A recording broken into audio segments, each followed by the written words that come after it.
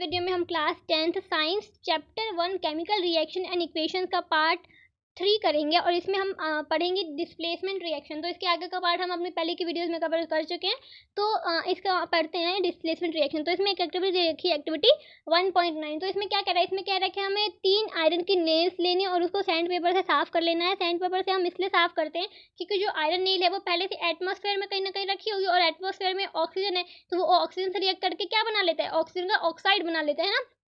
वो आयरन क्या बना लेता है, अपने ऊपर एक ऑक्साइड की लेयर बना लेता है। इसलिए उस लेयर को लेयर जो बन जाती है ना ऑक्साइड की, उसको साफ करने के लिए हम उसको सैंड पेपर से रब करते हैं। ठीक है, अब हमने सैंड पेपर से रब कर लिया। अब क्या रखा है इसमें कि हमें 2 टेस्ट ट्यूब लेनी है ना, 2 टेस्ट ट्यूब लेनी है और एक को ए मार्क करना और एक को बी मार्क करना। ठीक है, अब क्या रखा है, हमें जो 3 हमने नेल्स लिए हैं उसमें से हमें 2 नेल्स को एक थ्रेड से टाई करके क्या करना है, हमें कॉपर, हाँ, तो जो हमने ये जो टेस्ट ट्यूब लिए ना ए और बी, इसको हमें इसमें हमें क्या भरना है, इसमें हमें भरना है कॉपर सल्फेट का सॉल्यूशन। कितना ml, 10 ml हमें भरना है दोनों में कॉपर सल्फेट का सॉल्यूशन, और हमने भर लिया दोनों में। ठीक है, टेस्ट ट्यूब में अब हमें 2 नेल्स लेनी है और उसको कॉपर सल्फेट वाले सॉल्यूशन में टेस्ट ट्यूब बी में हमें 2 नेल्स को डाल देनी है।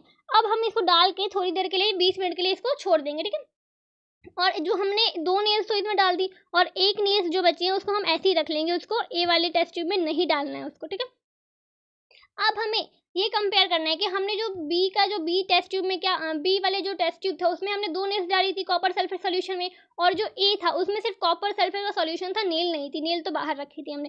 अब हमें उसका कॉपर सल्फेट का हमें क्या करना है, कॉपर सल्फेट का हमें चेक करना है कि उसका कलर कैसा था टेस्ट ट्यूब ए में और टेस्ट ट्यूब बी में। जब हमने बी में नेल प्लेस किया, यानी कि नेल जो आयरन नेल थी उसको रखने के बाद बी का कलर कैसा हो गया, तो वो हमें कंपेयर करना है। तो देखते हैं क्या है ना।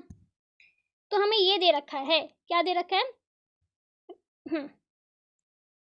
तो यहाँ पे हमें कंपैरिजन दे रखा है कि देखो, जब जो हमारा वो टेस्ट ट्यूब ए था, ये क्या है, ये टेस्ट ट्यूब ए है और ये टेस्ट ट्यूब बी है। तो हमने बी में क्या किया था, बी में तो हमने 2 नेल्स को टाई करके डाला था कॉपर सल्फेट सॉल्यूशन में ना, और ए में जो था, ए में सिर्फ हमारा कॉपर सल्फेट का सॉल्यूशन ही था, ए में सिर्फ कॉपर सल्फेट का सॉल्यूशन, तो उसमें कुछ डाला नहीं था।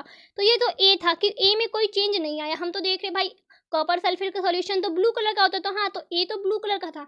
लेकिन जो टेस्ट ट्यूब बी था, कॉपर सल्फेट का सॉल्यूशन ब्लू कलर का होता है, लेकिन हमने जब नेल रख दी टेस्ट ट्यूब में बी वाले में, तो उसका कलर तो देखो ग्रीनिश है ना, ग्रीनिश सॉल्यूशन सा हो गया ना, ग्रीनिश सा कलर नहीं दिख रहा है, तो ग्रीनिश का कलर हो गया बी का। अब ये ऐसा क्यों हुआ, तो ऐसा इसलिए हुआ क्योंकि हमारा जो आयरन था, आयरन और हमारा जो कॉपर सल्फेट था, तो आयरन जो है वो कॉपर सल्फेट से ज़्यादा रिएक्टिव है, वो जल्दी रिएक्ट कर लेता है ना, वो उससे ज़्यादा रिएक्टिव है,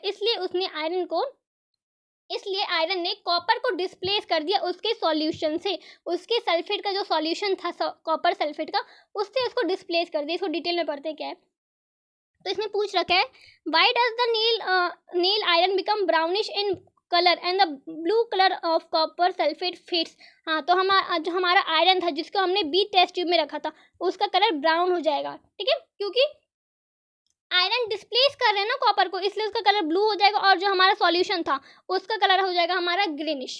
ठीक है, तो the following chemical reaction take place in this activity, ये है। ठीक है, ये जो एक्टिविटी हमने की है, तो इसका ये जो केमिकल रिएक्शंस है ये है इसका। जब हमने आयरन को कॉपर सल्फेट से रिएक्ट कराया तो क्या बना, हमारा आयरन सल्फेट बन गया और कॉपर हमारा बन गया। ठीक है, यानी कि देख रहे हो, ये जो आयरन है इसने कॉपर सल्फेट के सॉल्यूशन से कॉपर को डिस्प्लेस करके खुद का ही सल्फेट बना लिया, क्योंकि ये ज़्यादा रिएक्टिव है कॉपर से, इसलिए। In this reaction, iron has displaced or removed another element, copper sulfate, है ना। तो इस रिएक्शन में आयरन ने डिस्प्लेस कर दिया कॉपर को from copper sulphate solution, copper sulphate के सॉल्यूशन से आयरन ने कॉपर को डिस्प्लेस कर दिया। This reaction is known as displacement reaction. इसी रिएक्शन को हम क्या कहते हैं, इसी रिएक्शन को हम कहते हैं डिस्प्लेसमेंट रिएक्शन। डिस्प्लेसमेंट क्यों कहा जा रहा है, क्योंकि यहाँ पे आयरन ने डिस्प्लेस कर दिया किसको, कॉपर को। तो इस डिस्प्लेसमेंट का मतलब ये होता है that chemical reaction in which more reactive element displace less reactive element from its salt solution is called displacement reaction. ऐसा रिएक्शन जिसमें एक ज़्यादा रिएक्टिव मेटल एक दूसरी रिएक्टिव एलिमेंट, मतलब एक मोर रिएक्टिव एलिमेंट एक लेस रिएक्टिव एलिमेंट को उसके सॉल्यूशन से उसको डिस्प्लेस कर दे, उसी को कहते हैं डिस्प्लेसमेंट रिएक्शन। नाम से ही पता चल रहा है कि कोई ना कोई तो डिस्प्लेस हो रहा है। तो इसके और भी 2 एग्जांपल दिए हुए, क्या दिया हुआ, जिंक जब कॉपर सल्फेट से रिएक्ट करेगा तो क्या बनाएगा, जिंक सल्फेट और कॉपर बन जाएगा ना। यानी कि यहाँ पे भी जिंक ने कॉपर सल्फेट से कॉपर को डिस्प्लेस कर दिया। सिमिलरली जो लेड है Pb, उसने भी कॉपर क्लोराइड के सॉल्यूशन से कॉपर को डिस्प्लेस कर दिया और खुद का ही क्लोराइड बना दिया, यानी कि लेड क्लोराइड बना लिया। तो ये हमारे डिस्प्लेसमेंट के एग्जांपल्स हैं।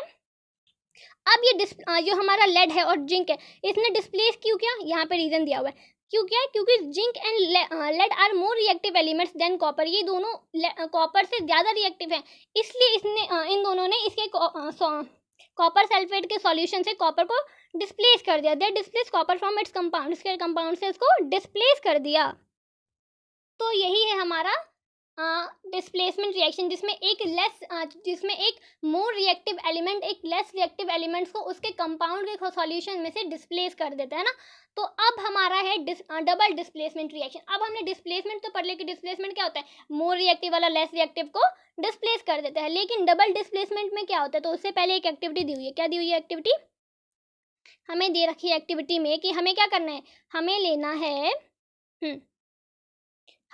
है सोडियम सल्फेट सॉल्यूशन, एक टेस्ट ट्यूब में ले लेना है, और दूसरे टेस्ट ट्यूब में हमें लेना है बेरियम क्लोराइड सॉल्यूशन। ये दोनों सॉल्यूशन हमें टेस्ट ट्यूब में ले लेने हैं और इन दोनों को करा देना है रिएक्ट। ठीक है, अब ये बोल रहा है कि जब रिएक्ट करा दोगे तो क्या बनेगा, तो कह रहा है we will observe that a white substance which is insoluble in water is formed. जब हम इन दोनों ये क्या है, कॉपर सल्फेट सॉल्यूशन और बेरियम क्लोराइड सॉल्यूशन को जब हम रिएक्ट कराएंगे, जब दोनों को मिक्स कर देंगे, तो हमारा एक वाइट कलर का सब्सटेंस फॉर्म होगा जो कि वाटर में इनसॉल्यूबल होगा, यानी कि वाटर में घुल नहीं सकता है, घुलनशील नहीं होगा वाटर में वो। तो this insoluble substance formed is known as precipitate. जो ये सब्सटेंस बना है जो कि पानी में इनसॉल्युबल है ना, उसको कहेंगे हम प्रेसिपिटेट। इसको शॉर्ट में कहते हैं पीपीटी। ठीक है, पीपीटी भी कहते हैं प्रेसिपिटेट को। Any reaction that produce a precipitate can be called a precipitate reaction. कोई भी रिएक्शन जिसमें प्रेसिपिटेट फॉर्म हो रहा हो, जिसमें पीपीटी बन रही हो, उसको हम कह देंगे प्रेसिपिटेशन रिएक्शन। ठीक है, अब हमें जो ये एक्टिविटी की है, इसका रिएक्शन हमें, इसका जो केमिकल इक्वेशन है ये हमें यहाँ पे दिया हुआ है। क्या दिया हुआ है, जब हमें सोडियम सल्फेट को रिएक्ट कराएंगे बेरियम क्लोराइड से, तो हमारा क्या बनेगा, बेरियम सल्फेट बनेगा और सोडियम क्लोराइड बनेगा। तो हमारा ये रिएक्शन बनेगा जब हम सोडियम सल्फेट को बेरियम क्लोराइड से रिएक्ट कराएंगे। और जो हमारे जो BaSO4 होगा, जो बेरियम सल्फेट होगा ना, ये हमारा प्रेसिपिटेट होगा, यानी कि पीपीटी होगा। कैसा कलर का, वाइट कलर का। हमने पैराग्राफ के ऊपर में पढ़ा है कि वाइट कलर का एक पीपीटी फॉर्म्ड होगा। तो ये होगा हमारा जो होगा, ये वाइट कलर का पीपीटी कौन होगा, ये BaSO4 होगा, यानी कि बेरियम सल्फेट। तो व्हाट कॉजेज दिस, क्या हो रहा है, मतलब कौन कर रही है ना, the white precipitate of BaSO4 is formed by the reaction of SA2 negative 4 है ना and Ba2 positive है ना। तो SO4 2 नेगेटिव और Ba2 पॉजिटिव के वजह से हमारा जो है BaSO4 बन रहा है। अब हम देख रहे हैं जो ये है कॉपर सल्फेट का आयन और ये बेरियम का ion.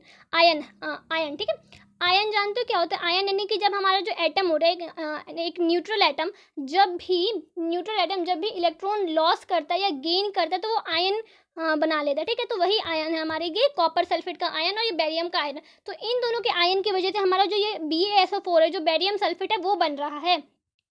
The other product formed is sodium chloride. इसके अलावा हमारा क्या बन रहा है, सोडियम क्लोराइड भी बन रहा है, which remain in the solution, जो हमारे सॉल्यूशन में है। Such reaction in which there is an exchange of ion between the reactants are called as double displacement reaction. तो हमारा डबल डिस्प्लेसमेंट रिएक्शन यही है। डबल डिस्प्लेसमेंट रिएक्शन में होता क्या है, एक्सचेंज ऑफ आयन्स होते हैं। देखो ये जो था हमारा, यहाँ देखो इस रिएक्शन में क्या था, ये सोडियम सल्फेट का, तो जो हमारा सल्फेट है, यानी कि जो सल्फेट का आयन है ना, और ये जो क्लोराइड का आयन है ना, इसकी वजह से क्या होगा, ये दोनों हमारे आयन्स है। ठीक है, और ये जो बेरियम का आयन है, इसकी वजह से हमारा बना BaSO4। ये जो Ba का यानी कि बेरियम का आयन है, और ये जो सल्फेट का आयन है, इन दोनों के कॉम्बिनेशन से बना हमारा BaSO4। और जो हमारा Na का आयन यानी कि जो सोडियम का आयन है और जो क्लोरीन का आयन है, इन दोनों की वजह से बनाया हमारा NaCl यानी कि सोडियम क्लोराइड। यहाँ पे देख रहे हो, यहाँ पे एक्सचेंज ऑफ आयन हो रहा है, इसके आयन और इसके आयन की वजह से हमारा क्या बना, BaSO4 बना। और ये जो सोडियम की आयन और क्लोरीन के आयन की वजह से हमारा क्या बना, NaCl यानी कि सोडियम क्लोराइड। तो यहाँ पे एक्सचेंज ऑफ आयन हो रहा है, इसलिए इस जो रिएक्शन है, इसलिए इसको डबल डिस्प्लेसमेंट रिएक्शन कहते हैं। इसमें डिस्प्लेसमेंट तो हो रहा है ना, डिस्प्लेसमेंट तो हो रहा है लेकिन डबल डिस्प्लेसमेंट, क्योंकि इसमें एक्सचेंज ऑफ आयन हो रहा है, इसलिए इस रिएक्शन को हम कहते हैं डबल डिस्प्लेसमेंट रिएक्शन।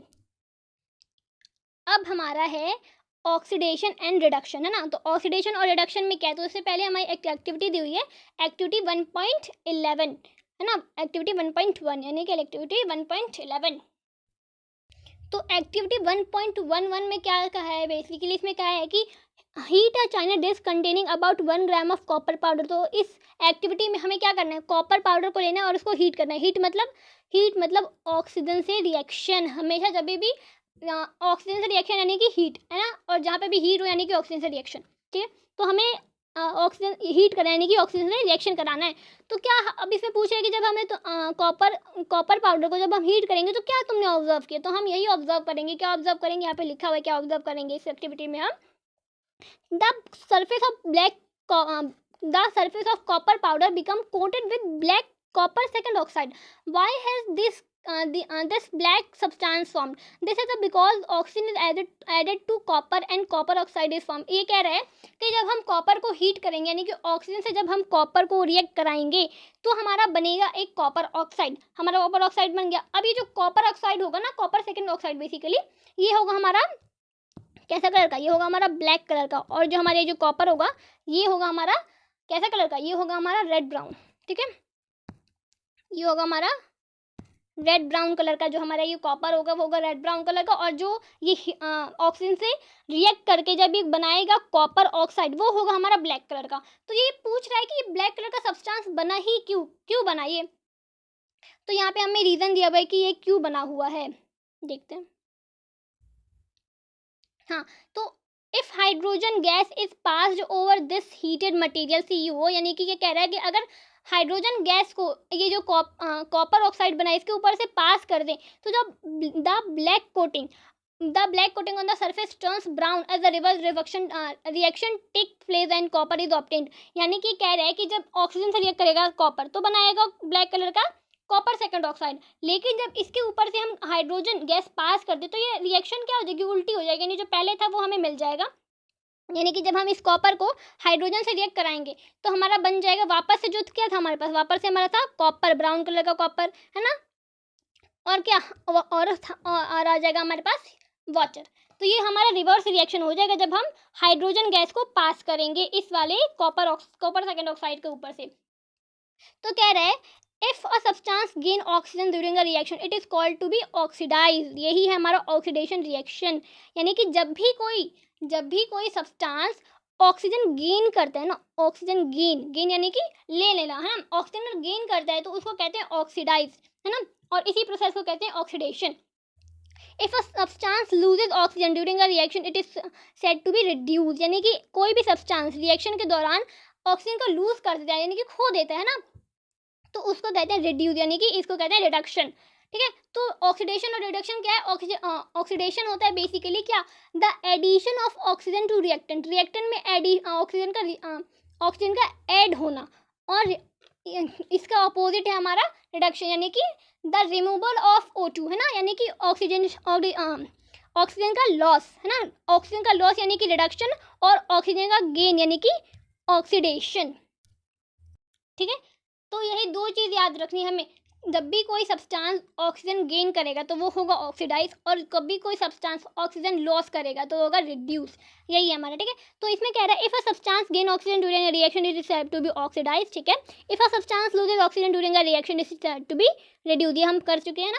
और ड्यूरिंग दिस रिएक्शन, है ना, इस वाले रिएक्शन के दौरान बोल रहे हैं the copper second oxide is losing oxygen, यानी कि ये जो कॉपर ये था कॉपर ऑक्साइड जो था हमारा कॉपर सेकेंड ऑक्साइड बेसिकली ये क्या कर रहा है, इसके पास देखो CuO, यानी कि ये ऑक्सीजन तो पहले था इसके पास, लेकिन हम जाके उधर देख रहे हैं तो उधर तो ये अकेला हो चुका है, सिर्फ कॉपर बन चुका है, यानी कि ऑक्सीजन तो इसने लॉस किया, यानी कि क्या हो रहा है, ये कॉपर ऑक्साइड जो है ना वो रिड्यूस हो रहा है।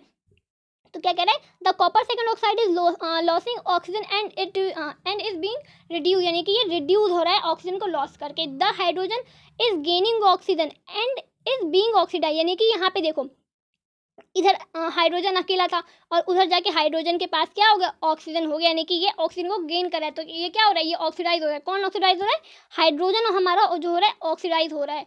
In other words one reactant get oxidise will the other gets reduce during a reaction. इस रिएक्शन में हम देख रहे हैं कि एक तो ऑक्सीडाइज हो रहा है, दूसरा रिड्यूस हो रहा है। तो इस तरीके के रिएक्शन को कहते हैं ऑक्सीडेशन रिएक्शन, और हम सीधा कह सकते हैं रिडॉक्स रिएक्शन, है ना। तो रिडॉक्स रिएक्शन क्या होता है, रिडॉक्स रिएक्शन बेसिकली वो रिएक्शंस होते हैं जिसमें हमारे जो ऑक्सीडेशन और जो रिडक्शन प्रोसेस है दोनों साथ में होती है ना। तो क्या कह सकते हैं हम, the oxidation and reduction reaction taking place together is called redox reaction. ये हमारा होता है जहाँ पे भी दोनों साथ, ऑक्सीडेशन और रिडक्शन दोनों साथ में होते हैं, वहाँ पे हमारा होता है रिडॉक्स रिएक्शन। हमें पता है ऑक्सीडेशन क्या होता है, ऑक्सीडेशन होता है गेन ऑफ ऑक्सीजन, और हमारा जो होता है कौन, रिडक्शन होता है हमारा लॉस ऑफ ऑक्सीजन। तो ये दोनों जब साथ में होते हैं ना, तो तभी हम इसको कहते हैं रिडॉक्स रिएक्शन, है ना। अब हमें यहाँ पे एग्जाम्पल दे रखा है जो हम अभी तो देख चुके हैं। तो यानी कि यहाँ पे जो Cu है, यानी कि कॉपर सेकेंड ऑक्साइड है, वो रिड्यूस हो रहा है, और यहाँ पे जो हमारा H2 था, यानी कि जो हाइड्रोजन था, वो ऑक्सीडाइज हो रहा है। और हमारे दो और एग्जाम्पल दिए हुए हैं, है ना, रिडॉक्स रिएक्शन के। तो हम यहाँ पे देख के बता सकते हैं कौन रिड्यूस हो रहा है और कौन ऑक्सीडाइज हो रहा है।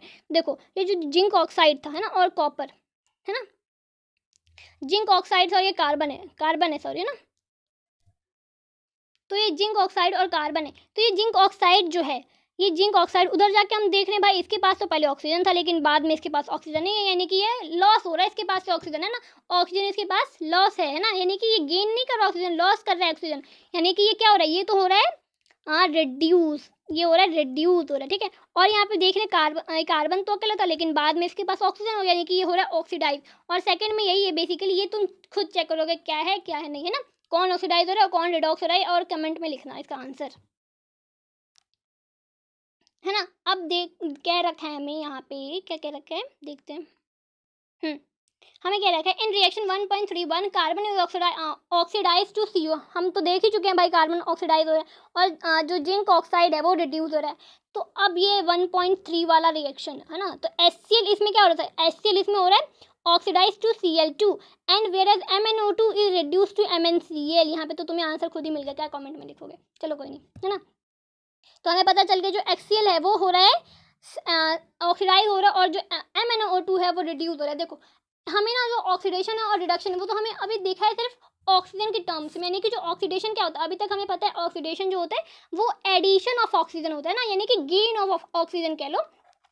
और जो रिडक्शन होता है वो रिमूवल या फिर कह लो लॉस ऑफ ऑक्सीजन, यानी कि जो रिडक्शन होता है वो लॉस ऑफ ऑक्सीजन, और जो ऑक्सीडेशन होता है वो गेन ऑफ ऑक्सीजन। लेकिन हम इसको हाइड्रोजन के टर्म्स में भी बता सकते हैं, है ना। अभी तक तो हमें ऑक्सीजन के टर्म में बता रहे थे, यानी कि ऑक्सीजन का गेन तो हो जाएगा हमारा ऑक्सीडेशन, ऑक्सीजन का लॉस यानी कि हो जाएगा हमारा रिडक्शन। लेकिन हम इसको हम हाइड्रोजन के टर्म्स में बता सकते हैं। कैसे बता सकते हैं, देखो अगर गेन ऑफ हाइड्रोजन होगा, गेन ऑफ हाइड्रोजन तो वो होगा रिडक्शन, गेन, ठीक है, gain of hydrogen, gain of hydrogen हो जाएगा, वो तो हो जाएगा रिडक्शन।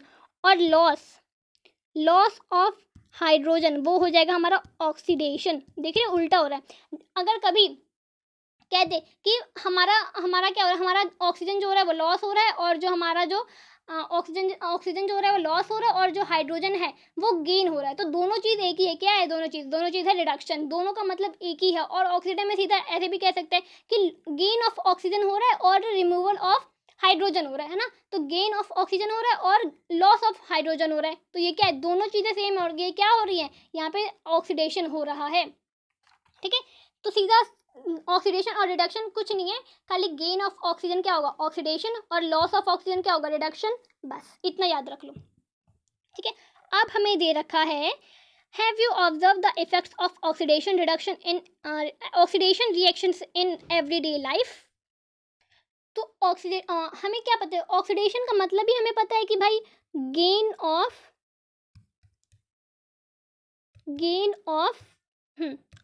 ऑक्सीजन, यानी कि gain of O2, gain of oxygen, यानी कि अब देखो, अब हमें ये डेली लाइफ के इफेक्ट्स हमें देखने हैं कि डेली लाइफ में ऑक्सीडेशन का क्या मतलब सिग्निफिकेंस है। तो इसका पहला इफेक्ट हमें दे रखा है कोरोजन, यानी कि कोरोजन है ना, यानी कि जैसे कि कोरोजन का एक एग्जांपल है हमारा रस्टिंग, यानी कि जब हमारा आयरन जब रस्ट हो जाता है तो वो एक कोरोजन का एग्जांपल है। देखते हैं क्या। You must have observe that iron particle are shiny. हाँ, हमें पता है कि आयरन पार्टिकल जो होते हैं वो शाइनी होते हैं, but when new but get corroded with a reddish brown product when left for some time. हम देखते हैं कि अगर किसी भी आयरन प्रोडक्ट को हम बहुत दिन तक बाहर में ऐसे सराउंडिंग में एटमॉस्फेयर में छोड़ दें जहाँ पे, है ना, तो वो क्या हो जाएगा, उसमें रेडिश ब्राउन की एक लेयर सी हो जाती है ना, रस्ट की लेयर फॉर्म हो जाती है जब हम उसको कुछ समय के लिए छोड़ देते हैं। This process is commonly known of rusting of iron. हमें पता है कि रस्टिंग ऑफ आयरन कहलाता है। Some other metal also get tarnished in their manner. Have you noticed the color of the coating formed on copper and silver when a metal is attacked? ठीक है, when a metal is attacked by a substance around it, such as moisture, acid, etc., it is said to be corroded. यानी कि जब भी किसी metal पे हमें moisture और या फिर एसिड वगैरह का अटैक हो जाता है, यानी कि उससे रिएक्ट कर जाते हैं मॉइस्चर से, एसिड से, तो वो क्या हो जाते हैं, वो हो जाते हैं कोरेड, है ना, कोरोड हो जाते हैं वो। And this process is called corrosion, और इसकी प्रोसेस को ही हम कोरोजन कहते हैं। The black coating on silver, silver पर ब्लैक कोटिंग हो जाती है और ग्रीन कोटिंग किस पे हो जाती है, हमारी कॉपर पे हो जाती है। जब कब होती है ये दोनों कोटिंग्स ये कोटिंग्स सभी होती हैं जब हम अपने मेटल को बहुत दिन तक ऐसी सराउंडिंग में खुले छोड़ देते हैं जहाँ पे बहुत ज़्यादा मॉइस्चर है ना, तो मॉइस्चर से क्या वो रिएक्ट कर जाएगा, और हमारे सराउंडिंग में तो ऑक्सीजन है, तो ऑक्सीजन से रिएक्ट कर जाएगा, तो हमारी क्या बन जाएगी, हमारा मेटल जो होगा वो कोरोड हो जाएगा। And corrosion cause damage to car bodies. हमें पता है कि कोरोजन होता है तो वो सब मेटल्स की बॉडीज़ को कितना डैमेज करता है ना, तो इस सब चीज़ों से हमारे हर साल कितना ज़्यादा लॉस होता है ना, कितना अमाउंट ऑफ मनी इसमें लॉस हो जाता है हमारा।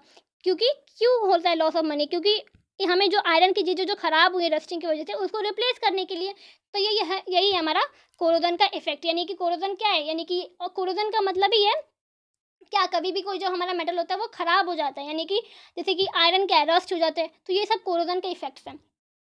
अब है हमारा रेंसिडिटी। अब देखो रेंसिडिटी में भी ना एक तरह का ऑक्सीडेशन ही होता है ना, तो रेंसिडिटी एक स्पेशल केस है किसका, हाँ, रेंसिडिटी जो है हमारा वो एक स्पेशल केस है ऑक्सीडेशन का। यानी कि ऑक्सीडेशन का मतलब ही है गेन ऑफ ऑक्सीजन, है ना, तो रेंसिडिटी में क्या होता है, जो हमारा होता है, हमारे जो फैट्स होते हैं और ऑयल्स होते हैं वो जब ऑक्सीडाइज हो जाते हैं, यानी कि जब वो ऑक्सीजन से रिएक्ट कर जाते हैं, तो उनको कहते हैं हम रेंसिड हो गए वो, यानी कि दे बिकम रेंसिड, और देयर जो उनकी जो स्मेल होती है और जो टेस्ट होता है वो भी चेंज हो जाता है, यानी कि ख़राब हो जाता है वो। Use the substances which prevent oxidation. जो भी सब्सटेंस ऑक्सीडेशन को प्रिवेंट करते हैं उनको हम कहते हैं एंटीऑक्सीडेंट, ठीक है, उनको क्या कहते हैं, हम उनको कहते हैं antioxidants. Are added to foods containing fats and oil. वो हम फूड को, एंटीऑक्सीडेंट को फूड में ऐड करते हैं, क्यों करते हैं, ताकि ये ऑक्सीडेशन को रोक सके और जो हमारा जो फूड है जिसमें फैट और ऑयल है वो बच सके, वो रेंसिड ना हो। Keeping food in air tight containers. अब ये हमारे क्या मेथड्स बताए गए हैं कि इसको रेंसिडिटी को रोकने के लिए। तो पहला मेथड है हमारा, हमें उनको जो हमारे जो फूड है उनको हम एयर टाइट कंटेनर्स में रख सकते हैं ताकि ऑक्सीडेशन ना हो या फिर स्लो हो, है ना, स्लो ऑक्सीडेशन होगा, क्योंकि एयर टाइट है तो उसमें ज़्यादा ऑक्सीजन जा ही नहीं पाएगी, है ना। और जो हाँ, तो ये तो हमारा पहला मेथड। तो और हम क्या कहते हैं, फ्रिज में भी सामान को रख सकते हैं तो वो भी रेंसिड होने से बच सकता है ना। और जो हमारा है, हाँ, तो ये हमें ये जो है, हाँ, ये बहुत इंपॉर्टेंट है, ये 1 मार्क में पूछ लेते हैं। Do you know that chips manufacturers usually flush bag at chips with gas such as nitrogen to prevent the chips from getting oxidise. तो हमें पता है भाई, जो चिप्स होते हैं उसमें भी तो ऑयल्स होते हैं ना, उसमें भी ऑयल होता है। अब उसको भी हम ऐसे ही सिर्फ पैकेट्स में भर के रख देंगे तो वो भी तो, उसके अंदर भी तो ऑक्सीजन प्रेजेंट होगी, तो वो भी तो ऑक्सीजन रिएक्ट करके रेंसिड हो जाएगा और ख़राब नहीं हो जाएगा बहुत जल्दी। तो इसीलिए इसी चीज़ को रोकने के लिए जो हमारी जो जितनी भी कंपनीज होती हैं ना चिप्स बनाने वाली, वो क्या करती हैं, वो उनके जो बैग्स होते हैं चिप्स के, उसमें हमें ऑक्सीजन की जगह ना वो नाइट्रोजन रख देती हैं, यानी कि नाइट्रोजन उसमें किसमें, पैकेट्स में भर देते हैं, ताकि नाइट्रोजन रहेगा तो नाइट्रोजन से तो वो रिएक्ट कर नहीं पाएंगे हमारे जो चिप्स हैं, और इसलिए हमारे चिप्स जो हैं वो बहुत ज़्यादा समय तक चल पाएंगे, और वो उनका जो ऑक्सीडेशन है ऑक्सीजन से वो प्रिवेंट हो पाएगा। तो क्योंकि पैकेट्स के अंदर तो ऑक्सीजन है ही नहीं ना, तो कहाँ से, किससे रिएक्ट करेंगे, नाइट्रोजन से तो रिएक्ट करेंगे नहीं। तो यही था हमारा चैप्टर सारा, हमने जितने भी टॉपिक्स हैं हमने सारा कवर कर लिया। अगर फिर भी कोई डाउट हो तो कमेंट में लिख देना, ठीक है। तो थैंक यू फॉर वॉचिंग। अगर आपको वीडियो अच्छी लगी तो लाइक करना, मेरे चैनल को सब्सक्राइब करना, and thank you for watching.